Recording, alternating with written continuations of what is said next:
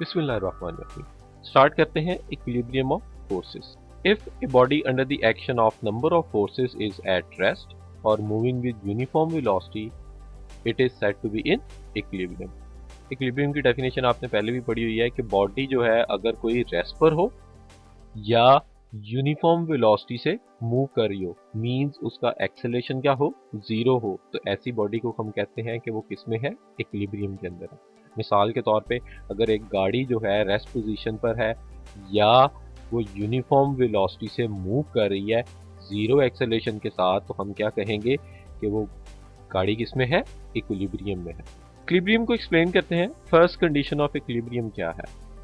A body at rest or moving with uniform velocity has zero acceleration।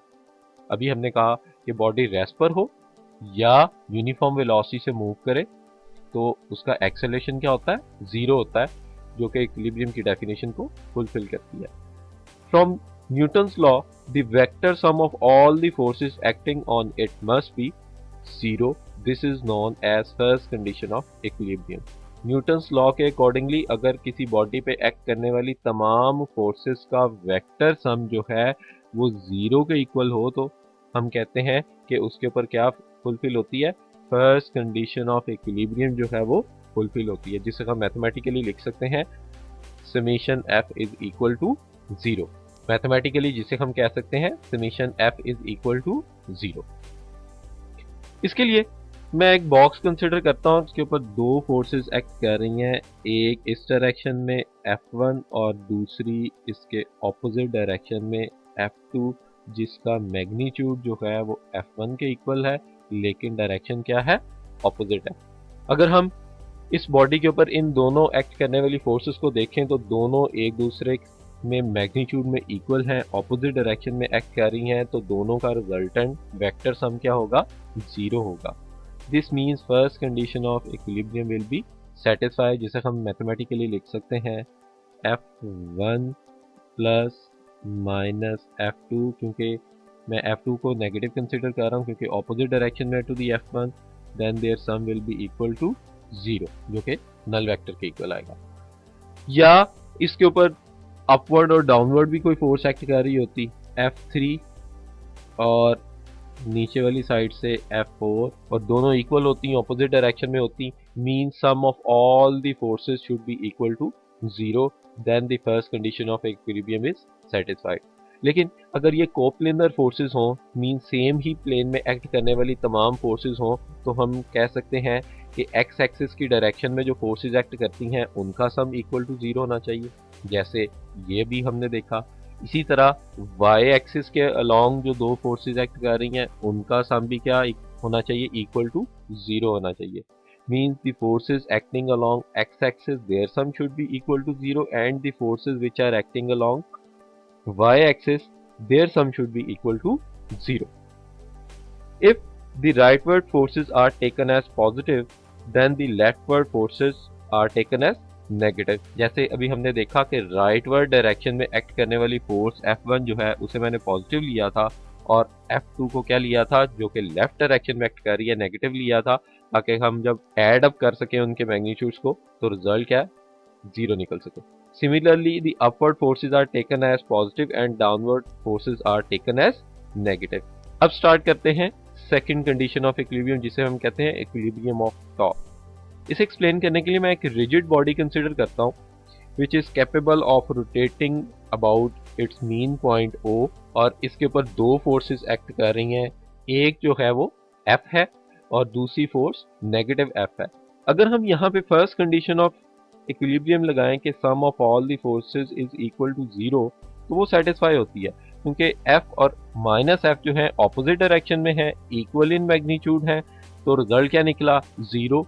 Rigid body forces लगने से पहले rest पर थी, इन forces के लगने के बाद भी क्या रहनी चाहिए, रेस्ट पर रहनी चाहिए, क्योंकि फर्स्ट कंडीशन ऑफ इक्विलिब्रियम जो है वो सेटिस्फाई हो रही है। लेकिन इस केस के अंदर ये बॉडी जो है अपनी स्टेट ऑफ रेस्ट को जो है वो चेंज कर लेती है। इस एफ फोर्स की वजह से बॉडी जो है उसके ऊपर टॉर्क एक्ट करता है और वो रोटेट करती है क्लॉकवाइज डायरेक्शन में, और ये नेगेटिव एफ फोर्स भी इस बॉडी को क्या करती है, क्लॉकवाइज डायरेक्शन में रोटेट करवाती है। दिस मीन्स फोर्सेस एक्ट करने के बाद बॉडी रेस्ट पर नहीं रहेगी बल्कि क्या करना शुरू कर देगी, रोटेट करना शुरू कर देगी। होना तो ये चाहिए था कि first condition of equilibrium satisfy हो रही है तो इस बॉडी की स्टेट जो है उसमें चेंज नहीं आना चाहिए क्योंकि सम ऑफ फोर्सेस इक्वल टू 0 है। इसका मतलब कि इक्विलिब्रियम को कंप्लीटली डिफाइन करने के लिए फर्स्ट कंडीशन ऑफ इक्विलिब्रियम जो है वो ही काफ़ी नहीं है किसी बॉडी के कंप्लीट इक्विलिब्रियम में होने के लिए, क्योंकि फर्स्ट कंडीशन यहाँ पे सेटिस्फाई हो रही है लेकिन बॉडी जो है वो रोटेट कर जाती है। इसका मतलब the vector sum of all the torques acting on it about any arbitrary axis should be 0. This is known as second condition of equilibrium and mathematically it is written as summation tau is equal to 0. Means first condition के साथ साथ अगर यहाँ पे सम of torque जो है वो भी इक्वल टू 0 होता तो तब बॉडी जो है अपनी स्टेट ऑफ मोशन को चेंज ना करती। मीन्स पहले भी रेस्ट पर थी तो फोर्सेस एक्ट करने के बाद भी क्या रहती, रेस्ट पर रहती।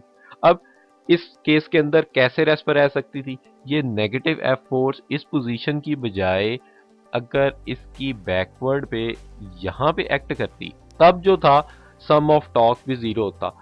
इसका टॉर्क जो है वो क्लॉकवाइज होता और इस नेगेटिव एफ का टॉर्क उस वक्त एंटी क्लॉकवाइज डायरेक्शन में होना था तो सम ऑफ टॉर्क्स भी इक्वल टू 0 बन जाता। अब यहाँ पे एक टॉर्क हमें जो है वो पॉजिटिव लेना पड़ेगा और दूसरा टॉर्क जो है नेगेटिव लेना पड़ेगा। तो जो टॉर्क है by convention the counter clockwise torque जिसे हम एंटी क्लॉकवाइज भी कहते हैं, that one is taken as positive and the clockwise torque is taken as negative. तो तब ये बॉडी जो है वो क्या होगी, इक्विलिब्रियम में होगी। तो यहाँ से हम कंप्लीट इक्विलिब्रियम को डिफाइन कर सकते हैं। यहाँ पे हम किसी बॉडी के कंप्लीट इक्विलिब्रियम में होने के लिए कंडीशंस को डिफाइन कर सकते हैं। The complete requirements for a body to be in equilibrium. पहली कंडीशन क्या है, summation F is equal to 0, जिसे हमने कहा था कि अगर कोप्लेनर फोर्सेस हो जिसे हम कह सकते हैं कि sum of all the forces acting along x axis their sum should be equal to 0। Also the forces which are acting along y axis their sum should be equal to 0। और दूसरी condition क्या है कि sum of torques equal to 0 होना चाहिए।